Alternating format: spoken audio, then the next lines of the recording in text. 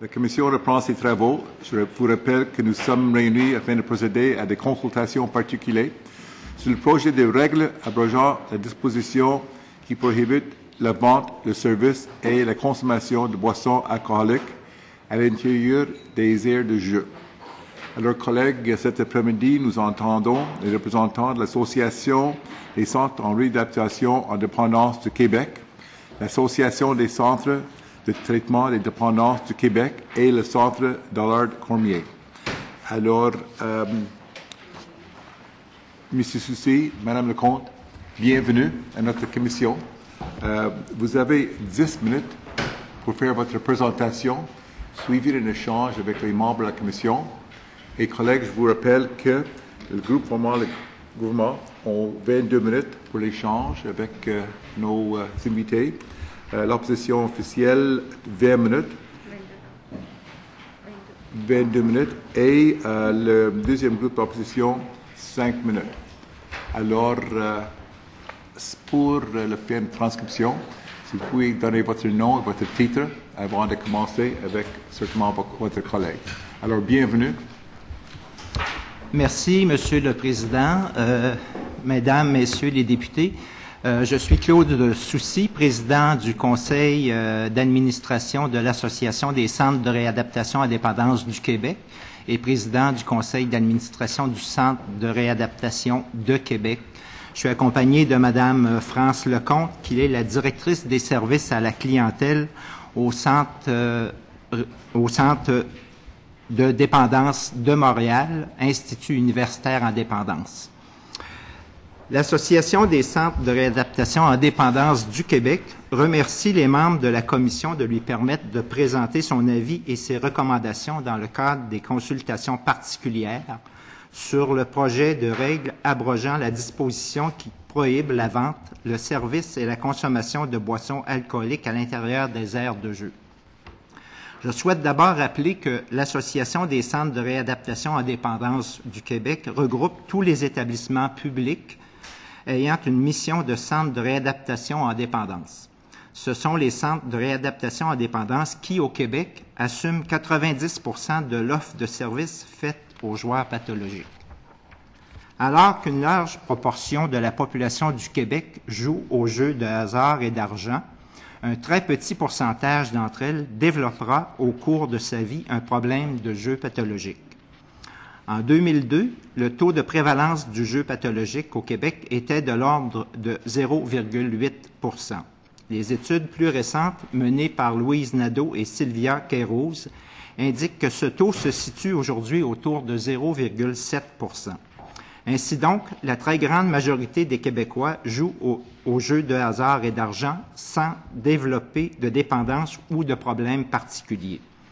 À cela, il faut ajouter qu'un peu plus de 1 % de la population est considérée à risque de développer un problème de dépendance au jeu.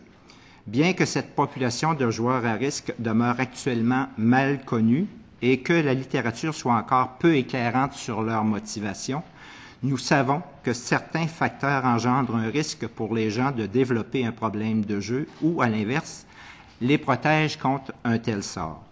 Le Québec, à cet égard, se compare de façon très avantageuse par rapport aux autres provinces canadiennes et par rapport à d'autres pays. La proportion de joueurs pathologiques semble s'être stabilisée au cours des dernières années. Les centres de réadaptation en dépendance ont même enregistré une légère baisse de fréquentation des joueurs pathologiques dans leurs services. Nous attribuons ces résultats au fait que le Québec a su adopter au fil du temps un certain nombre de mesures de protection du jeu à risque, faisant plutôt la promotion du jeu responsable.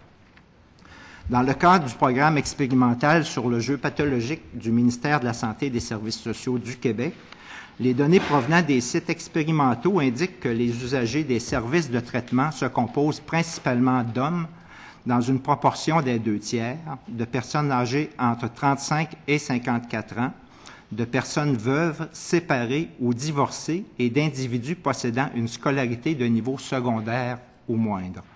Les joueurs pathologiques présentent de hauts niveaux de comorbidité. La concomitance de problèmes de santé mentale est importante et il existe une forte association entre une participation problématique au jeu et l'abus ou la dépendance à des substances telles que l'alcool, la drogue et le tabac. Les résultats de certaines études suggèrent un effet d'interaction entre les problématiques liées au jeu et à l'alcool. Ajoutons que le ministère de la Santé et des Services sociaux a confié au Centre de réadaptation en dépendance du Québec la responsabilité d'offrir des services de traitement aux joueurs pathologiques. Ainsi, 90% de l'offre de services faite à ces personnes est assumée par nos membres. Une catégorie de joueurs, dits à risque, représentant un peu plus de 1% de la population, ne reçoit à l'heure actuelle aucun service spécifique lié à leurs problèmes de jeu. Il serait sans doute souhaitable que cette catégorie de joueurs bénéficie de programmes d'intervention mieux adaptés à leur situation.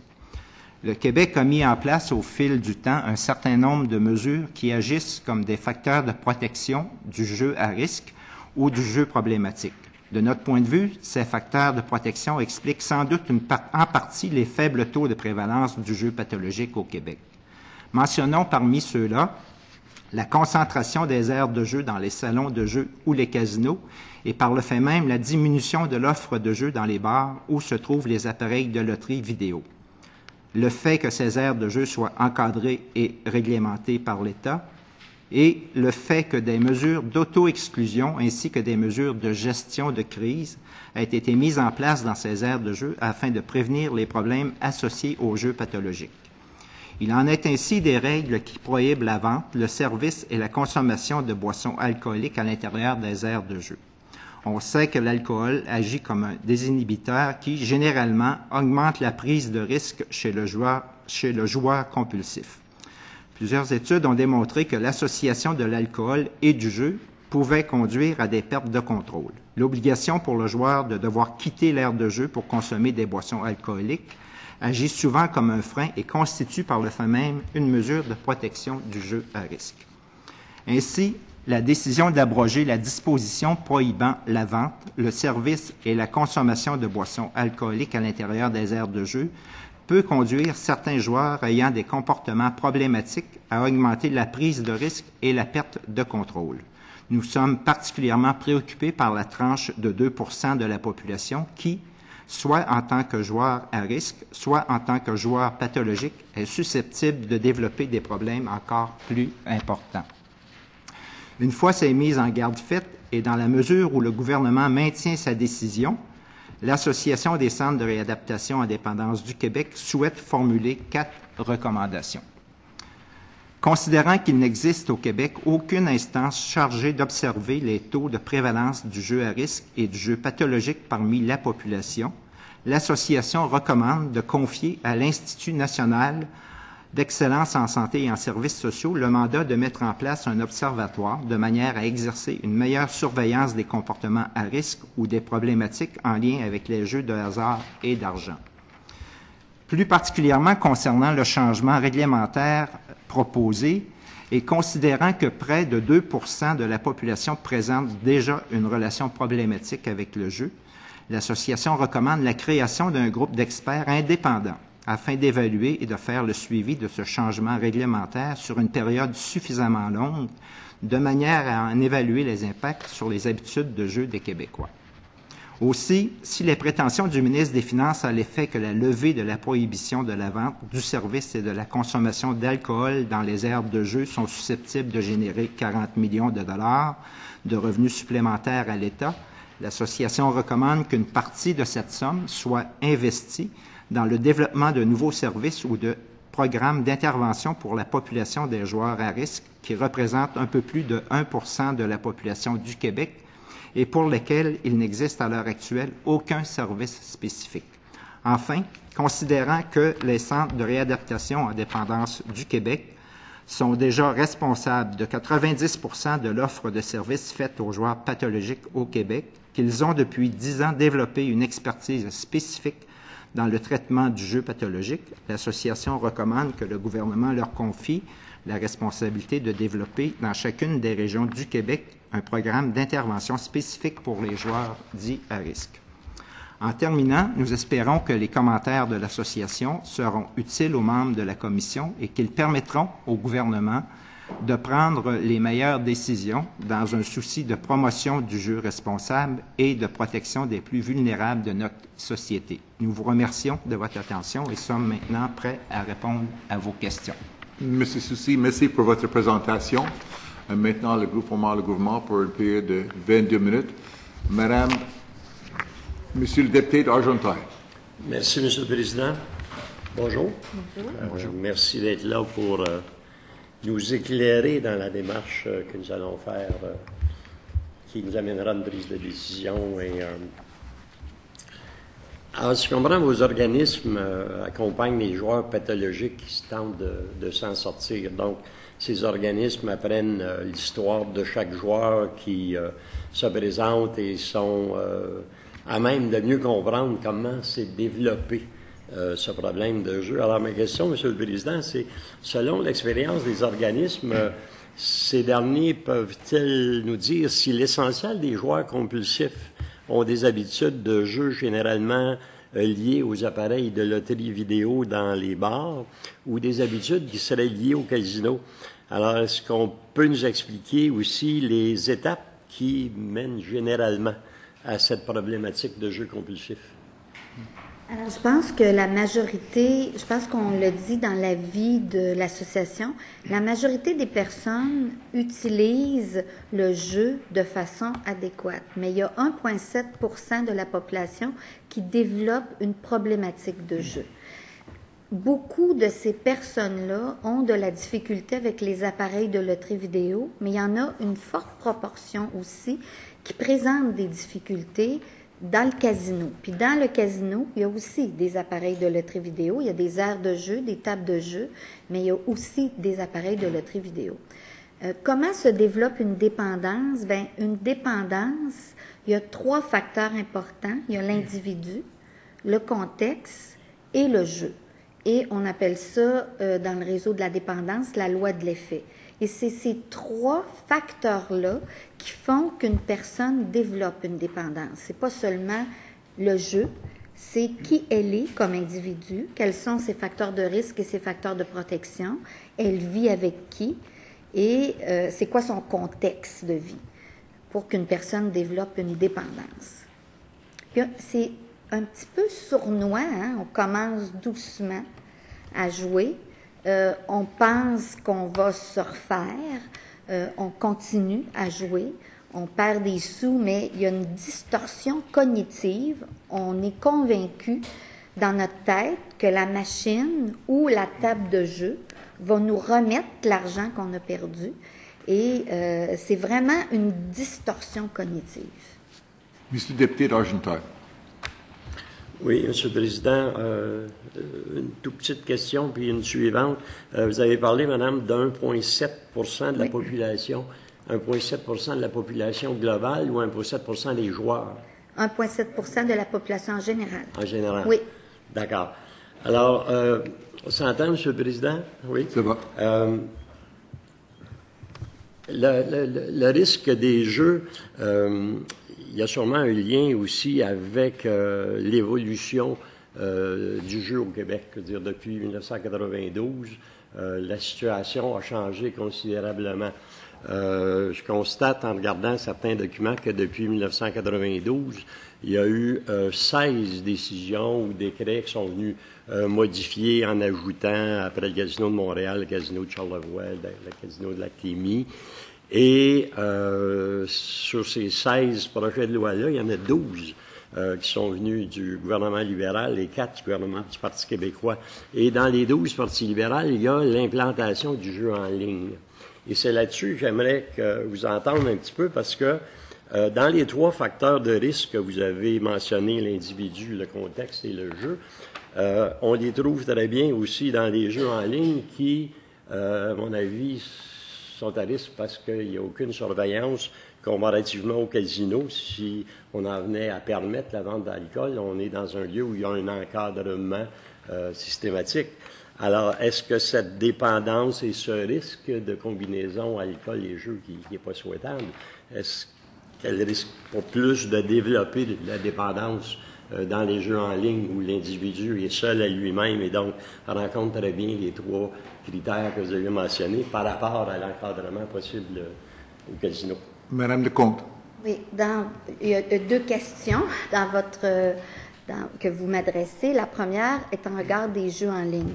Effectivement, dans les jeux en ligne, la personne est seule, puis elle joue en ligne. Alors, oui, il y aurait lieu de regarder, puis ça pourrait faire état d'un autre avis de quels seraient les facteurs de protection qu'on pourrait mettre pour faire en sorte d'encadrer les jeux en ligne.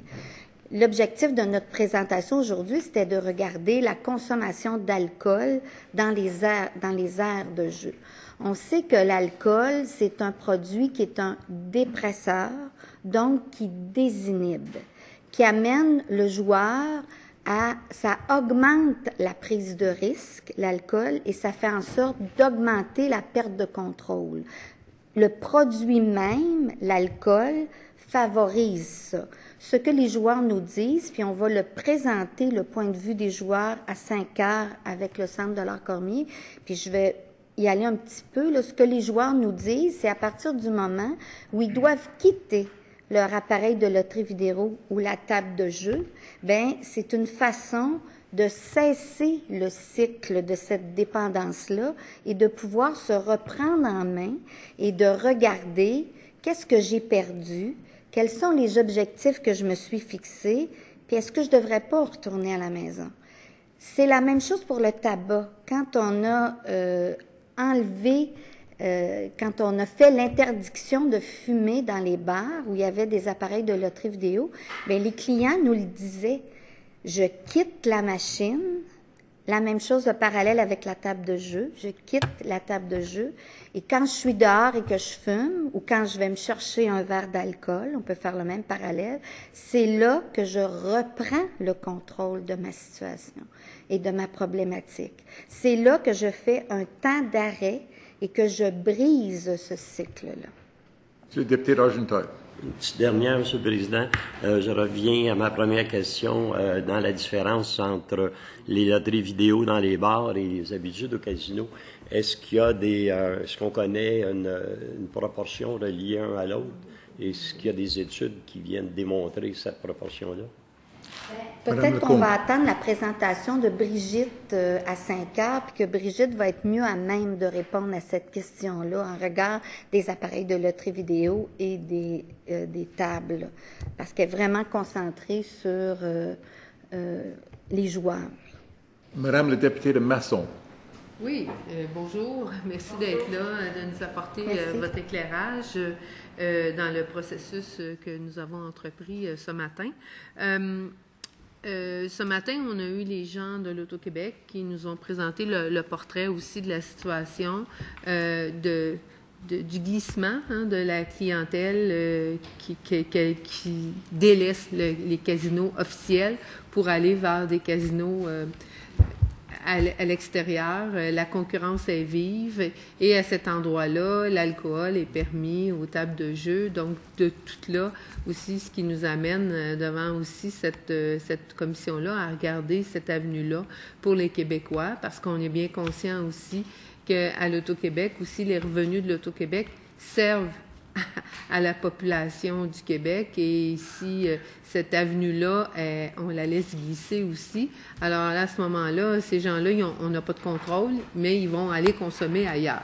Finalement, là, ce que j'essaie de dire, c'est que mon impression, puis vous êtes là pour nous dire, les gens qui ont des dépendances par rapport au jeu ou quel que soit d'autres types de dépendances, c'est pas nous qui vont les empêcher. Ce qu'on souhaiterait faire dans les casinos, c'est d'avoir un certain contrôle pour pouvoir les aider au moment où ils ont besoin, parce que ils sont à vue, puis ils sont encadrés avec des outils. Là, c'est un peu ça. Parce que ce qu'on constate, c'est que les gens vont jouer ailleurs et puis tout ça. Bon, Ceci étant dit, vous êtes habilité à transiger avec les gens qui ont des dépendances. On sait que le problème du jeu pathologique, on nous a dit aussi ce matin que c'était pas l'ensemble des joueurs qui avaient une pathologie par rapport au jeu. Présentement, on identifie ça à 0,7 %. Mais il y a quand même, donc ça demande une vigilance constante pour être en mesure de bien les identifier, puis d'être capable de leur apporter une aide. Dans ce sens-là, vous qui êtes les témoins souvent de ces situations-là, pouvez-vous nous dire à quel moment il est plus efficace d'agir, d'intervenir en amont au niveau de la sensibilisation ou au niveau de, par votre expérience, là, qu'est-ce qui pourrait faire qu'on pourrait réduire là, les problèmes de dépendance chez les gens là, au niveau du jeu? Madame Lecomte. Je pense qu'il y a plusieurs facteurs qui peuvent aider la réduction, mais ce sont des facteurs de protection qui aident le plus à la réduction des problématiques à risque et des problématiques pathologiques. Et les facteurs de protection, il faut les regarder sur une étude longitudinale. Il ne faut pas mettre un facteur de protection puis penser qu'immédiatement ce facteur de protection-là va donner un résultat. Si on regarde le tabac, c'est sur plus de 10 ans qu'on obtient des résultats parce qu'on a mis des facteurs de protection. Alors, c'est pareil pour le jeu. Je pense qu'il faut faire la promotion du jeu responsable. Il faut avoir des aires de jeu qui sont sécuritaires. Je ne pense pas qu'on doit offrir l'alcool dans les aires de jeu. C'est un facteur de risque plus important. L'autre élément, c'est que nous avons fait le choix au Québec d'avoir des casinos d'État. Et ces casinos d'État-là doivent avoir une préoccupation pour la clientèle qui est vulnérable et qui présente un problème de jeu pathologique ou de comportement à risque et qui se retrouve aux tables de jeu ou en arrière des appareils de loterie vidéo. Et je comprends que l'Auto-Québec dit qu'il pense récupérer 40 millions. Mais ce 40 millions-là, il va venir pas seulement de la consommation d'alcool, il va venir des mises plus importantes que les joueurs pathologiques vont faire aux tables de jeu, et il va venir sur la durée plus longue où ils vont rester aux tables de jeu, puisqu'ils n'auront pas besoin de sortir de la table de jeu pour avoir un verre d'alcool. Député de Masson. Bien, ce matin, ce qu'on avait entendu, c'était... je ne veux pas dire qu'il n'y a pas du tout là, de ce que vous dites, mais ce qu'on a entendu plus, c'est que le pourcentage de joueurs au Québec se maintient, même s'accentue, mais qu'il n'est plus dans les casinos de l'Auto-Québec. Il est ailleurs. Il est dans les 80 autres endroits autour. Ce que vous me dites, c'est que les joueurs pathologiques utilisent les casinos autres que les casinos d'État ou les appareils de loterie vidéo qui sont autres que les appareils de loterie vidéo de l'État. Je pense qu'effectivement, il y a un pourcentage qui glisse. Je pense pas que c'est seulement l'alcool qui est le facteur, le seul facteur déterminant pour que ces gens-là se retrouvent. Il y a d'autres facteurs. Puis il faudrait évaluer chez ces joueurs-là quels sont les facteurs qui vont vers ces sites qui sont pas les sites encadrés par l'État. Mais je pense pas que c'est seulement l'alcool qui est un facteur. C'est un des facteurs. Je ne nie pas que ça peut être un facteur, mais c'est pas le seul facteur. Madame la députée de Masson. Est-ce que vous avez une idée des autres facteurs qui pourraient être... Écoutez, il peut y avoir une multitude de facteurs qui peut être la proximité, quelque chose de l'ordre de la proximité. Quelque chose du fait que c'est pas un casino d'État et que moi, j'aime mieux aller jouer dans un casino qui est pas d'État, qui est moins encadré, moins soutenant, où il y a peut-être pas d'auto-exclusion, alors où moi, je veux aller dans ce type de casino-là.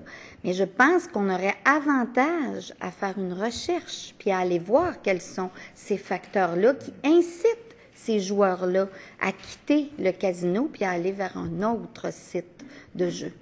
Le député de Masson. Vous nous avez dit aussi dans vos commentaires que les casinos de l'État, justement, avaient des outils pour bien identifier, pour bien supporter. Je pense que vous avez des liens avec. Vous pensez pas que ce serait mieux, justement, que les gens se retrouvent dans nos casinos à nous, les casinos de l'État, plutôt que de se retrouver dans des casinos illicites? Le compte. Tout à fait. Je pense qu'on aurait avantage à ramener les joueurs, mais je suis pas certain que c'est en donnant l'alcool aux aires de jeu qu'on va ramener les joueurs nécessairement. Je pense qu'on aurait avantage à regarder c'est quoi les facteurs, puis à aller interviewer ces gens-là. Je suis pas certaine que c'est en donnant accès à de l'alcool qu'ils vont nécessairement revenir vers les casinos d'État.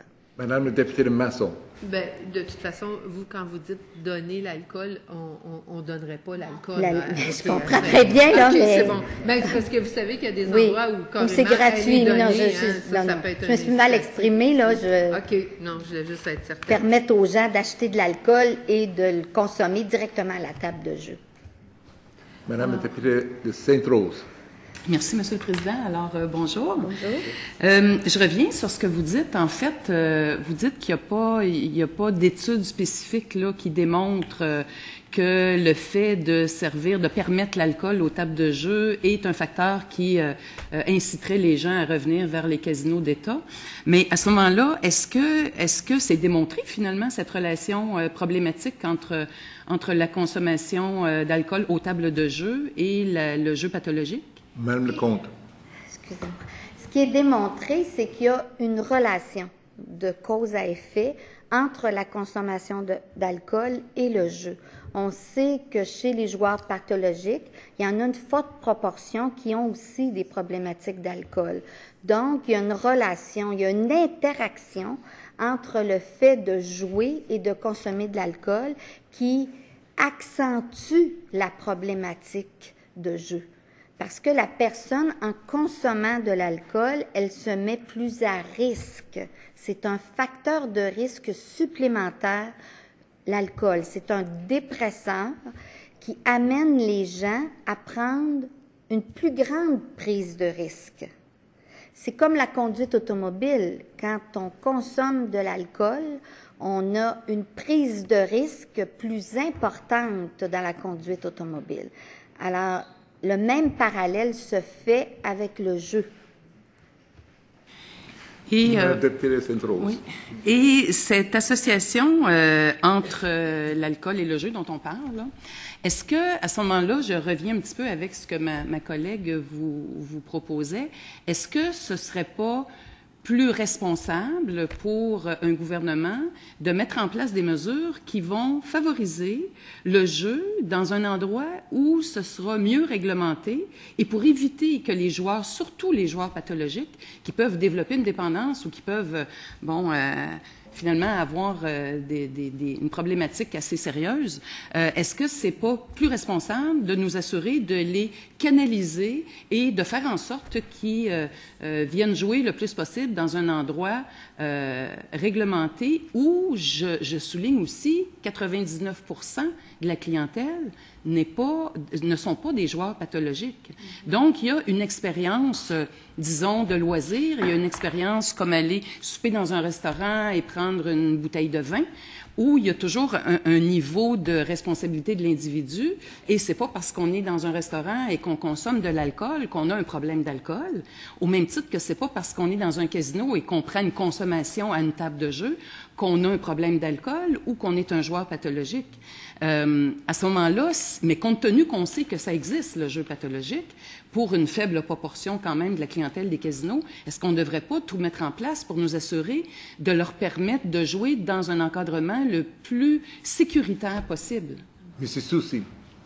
C'est sûr que comme association, on va toujours favoriser que ce jeu-là se fasse, que les jeux d'hasard se fassent dans un environnement qui est le plus encadré, le plus légal possible. Ça, je pense que comme association, on a une position assez claire là-dessus. Par contre, je pense qu'il ne faut pas mettre en opposition ce fait-là et le facteur bien connu de l'interaction alcool et jeu que Mme Lecomte a décrit. Là. Puis, je pense que lorsqu'on fait référence à des études récentes, entre autres de Mme Nadeau, où on voit qu'il y a 50% des joueurs pathologiques qui ont aussi des problèmes de consommation d'alcool, je me dis, on peut se poser quand même des questions là, sur l'orientation de la mesure qui est proposée. Madame la députée de Sainte-Rose. Oui, j'aimerais revenir sur une proposition que vous faites dans votre mémoire, dans le document que vous nous avez déposé, dans vos recommandations. Vous souhaitez, si le gouvernement allait de l'avant avec la réglementation, la modification réglementaire, de mettre en place un comité de suivi. J'aimerais ça que vous m'expliquiez un peu plus votre vision de ça. Qu'est-ce que vous souhaiteriez que ce comité de suivi fasse? Est-ce que ce serait d'évaluer véritablement l'impact de cette réglementation, j'imagine, à différents niveaux, autant du point de vue de l'individu, du point de vue de la prévalence du jeu pathologique, que du point de vue peut-être de l'augmentation de la clientèle et des revenus de l'Auto-Québec? Comment vous voyez ça, ce comité de suivi? C'est aussi. Je pense qu'il y a deux ordres de préoccupation dans nos recommandations. Une première qui vise à s'assurer qu'au Québec, on ait un observatoire sous la responsabilité de l'Institut national d'excellence en santé, par exemple, et que cet observatoire-là assure une certaine vigie sur le phénomène, sur le problème des comportements à risque liés au jeu. Je pense que, comme Mme Lecomte le disait, c'est que la littérature et la recherche sur ces éléments-là n'est pas autant développée, par exemple, que dans le secteur de l'alcool ou dans le secteur des drogues. Donc, je pense que ça assurerait une certaine vigie et améliorer la connaissance. Plus spécifiquement, la deuxième recommandation, ce qu'on dit, c'est que s'il y a un changement apporté au règlement, ce qu'on souhaiterait, c'est qu'il y ait un comité d'experts indépendants. Il existe des organismes qui peuvent faire ce type d'évaluation-là. Entre autres, on pense à des équipes de l'ENAP ou d'autres organismes, mais qui pourra faire une évaluation, une équipe d'experts indépendants qui pourra faire une évaluation et le suivi des impacts sur les joueurs, mais peut-être aussi sur le suivi de l'impact financier dont on parle, entre autres, là, dans le... Ouais. Il vous reste une minute. Juste en une minute, en quelques secondes, est-ce que vous pouvez nous parler un petit peu de la relation que vous avez avec l'Auto-Québec? Est-ce qu'il arrive que l'Auto-Québec vous réfère des clients? Comment est-ce que vous travaillez avec l'Auto-Québec, en fait? On n'a pas d'entente de service avec l'Auto-Québec, mais oui, dans le cadre ils vont référer de la clientèle. Ils nous connaissent comme centre de traitement. Puis oui, ils vont dans les situations où il faut intervenir l'intervention de crise. Alors oui, on a de la clientèle qui nous parvient, des aires de jeu du casino, que ce soit les tables ou les appareils de lettres vidéo. Mais on n'a pas d'entente spécifique avec l'Auto-Québec. Alors, si je mets fin le bloc du gouvernement, pour l'opposition officielle, pour une 22 minutes, Madame la députée de Gatineau. Merci, Monsieur le Président. Alors, bonjour, bienvenue, merci de participer à ces consultations. On a entendu l'Auto-Québec, les gens de l'Auto-Québec un peu plus tôt aujourd'hui, qui nous expliquaient qu'ils avaient mis en place une série de mesures, en fait, qui sont mises en place en fonction de ce qui existe actuellement. On a compris qu'il n'y a rien qui sera mis en place afin de pallier peut-être aux nouveaux besoins qui résulteront des changements proposés. Mais j'aimerais vous entendre, est-ce que, selon votre expertise, selon les gens que vous croisez, les clientèles que vous croisez, est-ce que si le gouvernement devait aller de l'avant avec cette modification-là au règlement, des mesures additionnelles devraient être mises en place à l'intérieur des casinos? Parce que je comprends, vous parlez de l'observatoire, ça c'est une chose, mais concrètement, pour l'aide directe à la clientèle à risque, un observatoire, concrètement, là, au quotidien, ça ne pourra pas les accompagner. On ne pourra pas les accompagner, ça ne les aidera pas, ça ne viendra pas tenter de les sortir d'une situation. Quelles seraient les mesures qui pourraient être mises en place, les mesures additionnelles qui devraient être mises en place pour venir pallier aux conséquences qui seront directement en lien avec cette décision-là? Madame Lecomte. Vous me demandez, advenant que le règlement passe et qu'on va de l'avant pour permettre la consommation d'alcool dans les aires de jeu, quels seraient les éléments qui pourraient être mis en place? Écoutez, je pense qu'il va falloir développer des outils de dépistage extrêmement importants pour être capable de dépister ces gens-là qui vont être en consommation d'alcool et dans un cycle important relié à leur problématique de jeu pathologique, parce qu'ils ne se retirent pas de leur cycle, se retirent pas de leur aire de jeu pour aller se chercher et se payer une consommation. Alors vraiment, il va falloir qu'il y ait du dépistage très spécifique qui soit développé pour détecter ces gens-là et leur offrir une alternative, je dirais, mais c'est beaucoup des outils de dépistage, là, de surveillance et de dépistage dans les aires de jeu. Député Gatineau. L'Auto-Québec, M. Bibeau nous disait, nos serveurs ont suivi une formation de 3 heures, alors ils sont capables de détecter, de dépister tous les problématiques à l'intérieur du casino. Croyez-vous que des serveurs, avec tout le respect que je peux avoir pour les gens qui travaillent dans les casinos, est-ce que quelqu'un qui travaille au bar a les compétences requises pour dépister les problématiques ou les comportements à risque? Madame Lecomte. Excusez-moi. Plus on fait le choix d'augmenter les facteurs de risque, plus ça nécessite une expertise chez les gens pour dépister. Et c'est vers ça qu'on va, là. On augmente les facteurs de risque. Alors, est-ce que les serveurs ont suffisamment de formation pour dépister? J'en douterais. Je me permettrais d'en douter. Madame le député de Gatineau.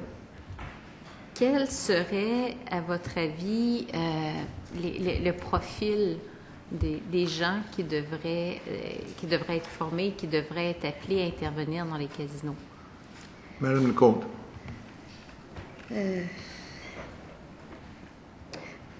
Vous me demandez un profil pour intervenir dans les casinos, dans des situations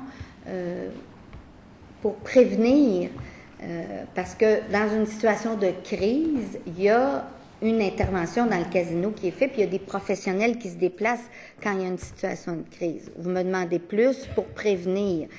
Bien, je pense qu'il faut que ce soit des intervenants cliniques, il faut qu'il y ait plus d'intervenants cliniques disponibles dans les casinos pour être capable d'observer ces gens-là et des cliniciens. Là, je parle de gens qui ont une formation clinique. Gatineau. Ça sera ma dernière question. Je sais que mes collègues ont des questions. Donc, le fait d'avoir un infirmier ou une infirmière par casino pendant les heures d'ouverture, comme on nous l'expliquait, comme étant un moyen extraordinaire pour prévenir les dérapages, est-ce que c'est suffisant, à votre avis? Je ne pense pas que ça soit suffisant pour prévenir les dérapages, surtout si on augmente les facteurs de risque. Madame la députée de Bourassa-Sauvé. Merci, Monsieur le Président. Est-ce que vous savez c'est quoi le taux des joueurs pathologiques en Ontario, par exemple, ou dans les Maritimes? Le taux de joueurs pathologiques est sensiblement le même en Ontario ou dans d'autres pays comme la France. On obtient tous des taux de joueurs pathologiques qui se situent autour du 0,7-0,8% de la population générale, et les taux de joueurs à comportement à risque sont aussi autour du 1,2. Donc, on peut dire que en moyenne, il y a à peu près 2% de la population qui présente une problématique de jeu. Et il y a en Angleterre où le taux est un peu plus élevé. Et en Angleterre, ils attribuent ce taux plus élevé aux paris sportifs, où cette culture-là adhère bien aux paris sportifs. Alors, il y a un taux un peu plus élevé en Angleterre. Mais on est tous autour du même taux. Alors, je me pose la question, si l'alcool est vendu dans les aires de jeu ailleurs que le Québec et le taux des joueurs pathologiques, c'est semblable, comment vous expliquez cela? Je pense qu'il faut dire que les recherches dans le jeu, ce sont des jeunes recherches. C'est pas un domaine, le jeu, où il y a eu beaucoup de recherches si on compare avec d'autres dépendances. Alors, on a une historique de recherche qui est beaucoup plus récente en jeu qu'on l'a dans d'autres dépendances. Nous, ce qu'on dit, c'est il faut mettre autour du joueur des facteurs de protection, puis il faut faire des études longitudinales pour être capable de voir l'impact de nos mesures de protection sur le taux de prévalence. Et au Québec, on est le seul au monde où on a une offre de services qui est gratuite pour les joueurs pathologiques. Ça n'existe pas nulle part dans le monde et on a beaucoup de facteurs de protection qu'on met en place par rapport à d'autres endroits. Mais on ne peut pas en ce moment, compte tenu que les recherches sont récentes, vérifier l'impact de nos facteurs de protection immédiatement. Si on regarde le tabac, c'est sur une période de 10 ans que ça a donné des résultats sur les facteurs, sur le taux de prévalence. Alors, il faut maintenir les facteurs de protection, faire de la recherche et voir l'impact sur les taux de prévalence. Madame la députée Bourassa-Sauvé. OK, parce que quand je lisais votre présentation, je me demandais c'est quoi l'aspect scientifique derrière les déclarations qui sont faites. J'ai commencé un doctorat en biochimie, ça explique un peu pourquoi je poserai ces questions-là. Par exemple, quand vous dites que l'obligation pour le joueur de devoir quitter l'aire de jeu pour consommer les boissons alcooliques, que cela agit souvent comme un frein, est-ce que ça, c'est une déclaration qui est faite parce que ça semble quelque chose qui est évident ou parce qu'il y a des études scientifiques qui le démontrent?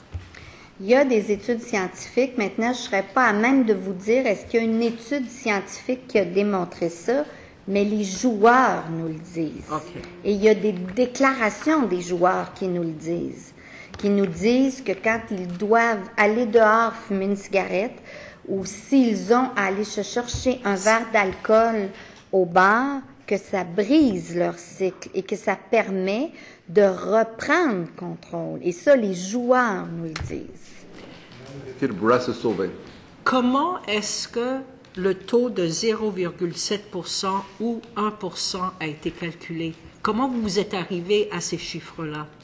Bien, c'est calculé à partir de recherches qui ont été faites par Mme Louise Nadeau et Sylvia Kérouse, qui ont travaillé sur les taux de prévalence. Alors, je ne pourrais pas rentrer dans le spécifique de ces recherches-là, mais c'est deux grandes chercheurs au Québec qui se penchent, Mme Nadeau, depuis des années sur les problématiques de dépendance et Mme Kérouse, principalement sur les problématiques de jeu.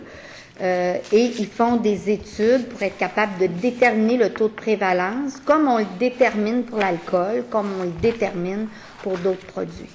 Madame la députée Bourassa-Sauvé. Je pose cette question parce que quand j'étais sur le net, tout le monde va sur le net, c'était pas Wikipédia.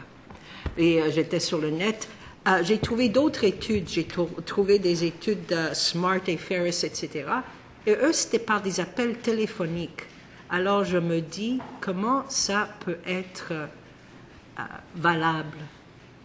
Les taux de prévalence? Non, quand des études sont faites par appel téléphonique de 2000 personnes. Alors, je me dis, est-ce que c'est scientifique? Bien, Madame Lecomte. C'est difficile pour moi de répondre à cette question-là, n'étant pas une chercheure, je suis une clinicienne de formation, mais ces études-là, si elles permettent de déterminer des taux de prévalence, c'est qu'elles sont vraiment déterminées par des critères scientifiques très précis. Et oui, des fois, au téléphone, ça peut donner des résultats extrêmement positifs aussi, parce qu'il y a des critères très précis qui sont en lien avec les résultats de ces appels téléphoniques-là. Madame la députée Bourassa-Sauvé.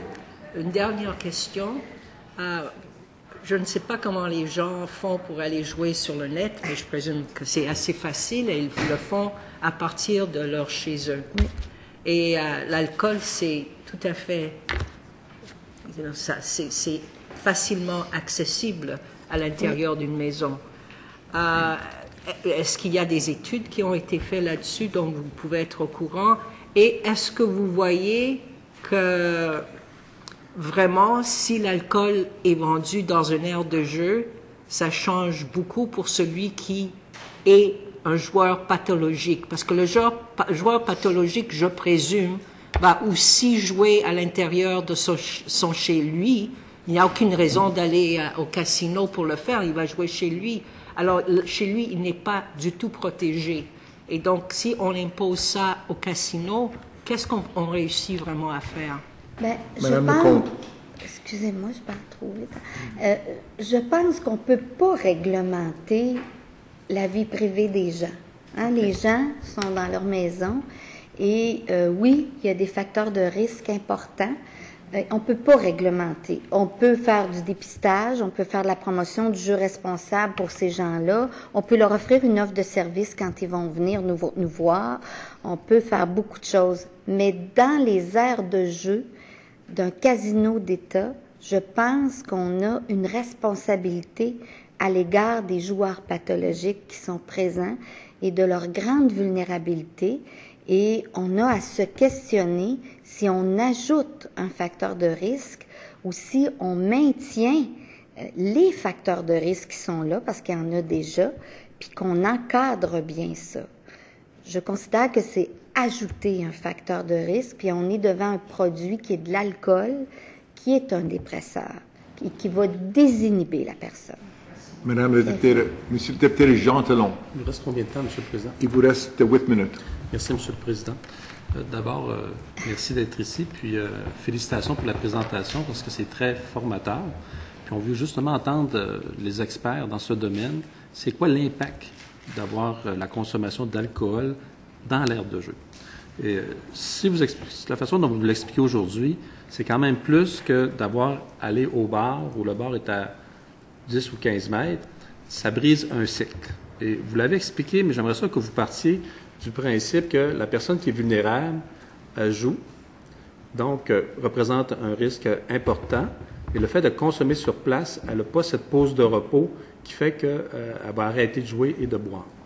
C'est pour ça que vous nous le réexpliquez comme il faut, parce que c'est ça le cas. Et entre autres, quand on compare avec le jeu en ligne à la maison, c'est une problématique qui est complètement différente, alors qu'il pourrait jouer en ligne à d'autres endroits, tandis que là, c'est dans nos casinos que ça se joue, ce phénomène-là. Madame Lecomte.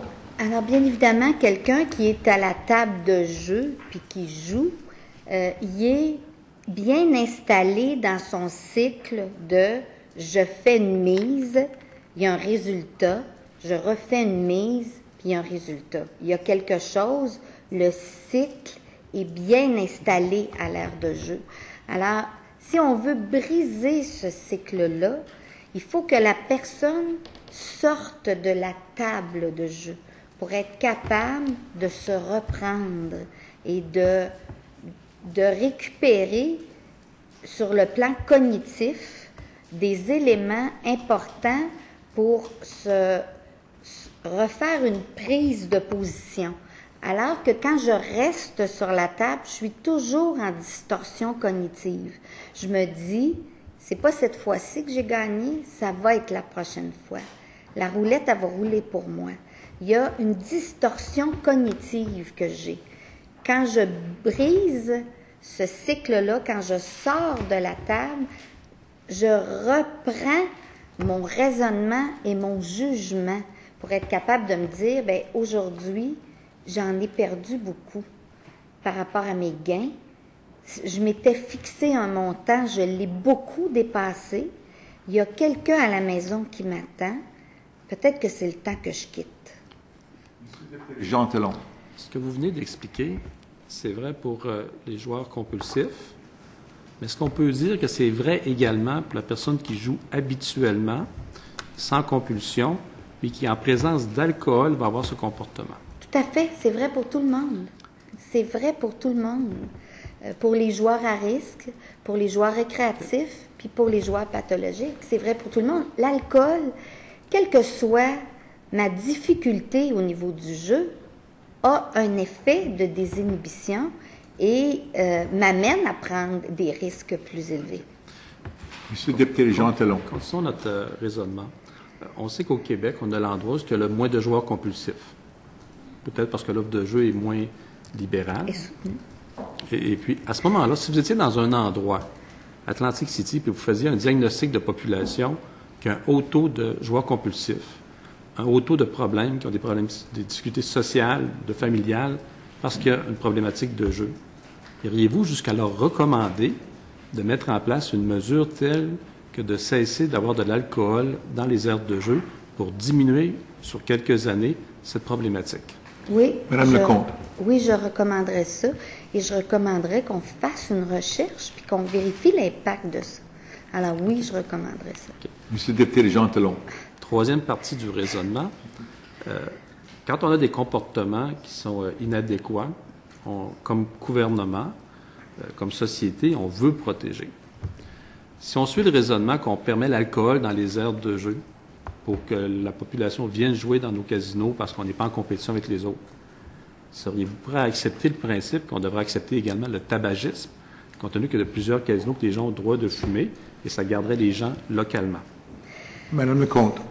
Écoutez, je ne pourrais pas accepter ça. C'est comme si vous me dites, remettons un facteur de risque qu'on a enlevé. Alors, non, je pense que on est très avant-gardiste d'enlever ces facteurs de risque-là. Il ne faudrait pas les remettre. Alors, autrement dit, au Québec, on a la meilleure donnée, les meilleures statistiques pour la question des joueurs compulsifs parce que probablement qu'on réussit à faire un certain contrôle. On a mis en place des mesures pour rendre le jeu intéressant parce qu'on accepte que le jeu, ça fait partie de notre société. Par contre, on n'est pas allé jusqu'à avoir des facteurs de risque qui augmentent de façon assez importante la consommation au niveau du jeu et la consommation au niveau de l'alcool lorsqu'on les met ensemble, parce que ça devient des personnes vulnérables. Il y a un cycle, comme vous dites, qu'on n'est pas capable de briser. Donc, le Québec, quant à ça, a un modèle quand même intéressant et probablement pourrait être un modèle mondial au niveau de la façon de faire la conciliation entre le jeu et éviter les pathologies reliées au jeu. Oui, je suis tout à fait d'accord avec vous. Ouais. Puis ce que je comprends, c'est qu'en fait, prenant cette seule mesure de consommation d'alcool dans les heures de jeu, on revient en arrière comme société responsable par rapport au jeu. Bien, on augmente les facteurs de risque. C'est évident qu'on ne va pas de l'avant dans les facteurs de protection. On augmente les facteurs de risque. Et le rôle d'un gouvernement, c'est de faire cet équilibre entre le bien de la population au niveau santé publique versus aller chercher plus de l'argent via les finances. Et dans ce cas-ci, c'est qu'on rend nos gens plus malades dans deux domaines. Ils boivent plus et ils jouent plus. Et ça amène plus de problématiques sociales. Êtes-vous d'accord avec un raisonnement comme celui-là? Madame Lecomte. Bien, oui, je suis d'accord avec ce raisonnement-là parce que, comme je l'ai expliqué, on augmente les facteurs de risque. Et on augmente les facteurs de risque chez une population qui est déjà vulnérable. Monsieur le député Jean Talon, il vous reste. Merci, Monsieur le Président. La preuve est faite. Alors, Madame le député Groux, pour un bloc de 6 minutes. Merci, Monsieur le Président. Merci beaucoup de votre présence ici. Ce que je comprends de votre intervention, dans le fond, si vous étiez dans un monde parfait, votre recommandation première serait de ne pas aller de l'avant avec une telle mesure. Est-ce que je me trompe, oui ou non? Non, vous ne vous trompez pas. J'ai bien perçu. Et si vous étiez dans un monde idéal aussi, je pense que vous nous demanderiez d'avoir la création de nouveaux services et même de programmes d'intervention auprès des joueurs pathologiques. Qui sont joueurs pathologiques, mais principalement pour les joueurs à risque, parce qu'il n'y a pas d'offre de service pour les joueurs à risque. Alors oui. Donc, ça serait... Merci, M. Excusez-moi. Donc, ça serait votre deuxième recommandation, oui, et c'est bien noté. Le fait qu'au Québec, on se soit battu pendant plus de 30 ans pour éviter la présence d'alcool dans les aires de jeu nous a probablement valu des résultats meilleurs qu'ailleurs dans le monde. Et j'ai avec moi une étude qui le démontre. C'est une étude de William qui a été faite en 2007 où on nous a démontré qu'il y avait des mesures de prévention les plus efficaces. Je vais vous en faire la lecture rapidement, je pense pour le bénéfice de tous. Une des principales étant la restriction du nombre de sites, la localisation des sites, et le troisième retenu principal, restriction sur la consommation concomitante de tabac et d'alcool dans les aires de jeu. Alors, je pense qu'on s'est battu au Québec pour justement éviter de tomber dans ce piège-là, qu'à certains endroits qui ne sont pas des casinos d'État où finalement l'ultime objectif était finalement financier. Le fait que nous avons la sécurité du public comme responsabilité en tant que casino d'État nous a probablement tenus à l'écart de cette mesure-là de permettre effectivement l'alcool dans les aires de jeu. Est-ce que selon vous, si on allait de l'avant avec une telle mesure, c'est un recul pour le Québec? Madame Lecomte. Bien, c'est un recul pour les personnes qui sont vulnérables. On les place dans une position de plus grande vulnérabilité. Merci. Madame Depierre-Groux, est-ce que vous voulez déposer votre rapport que vous avez cité? L'étude? Oui. Oui, alors je peux vous donner, j'en ai plusieurs études, ça va me faire déposer avec plaisir. la commission, on va envoyer des copies à chaque membre de la commission. D'accord, aucun, ça va me faire plaisir. Alors merci, Monsieur le Président, merci de confirmer ce qu'on pense. Alors, M. Soucy, Mme Lecomte, merci pour votre présentation. Merci d'être ici avec nous aujourd'hui. Alors, je demande les gens de l'Association des centres de traitement des dépendances du Québec pour prendre leur place à la table et je suspends pour quelques instants seulement.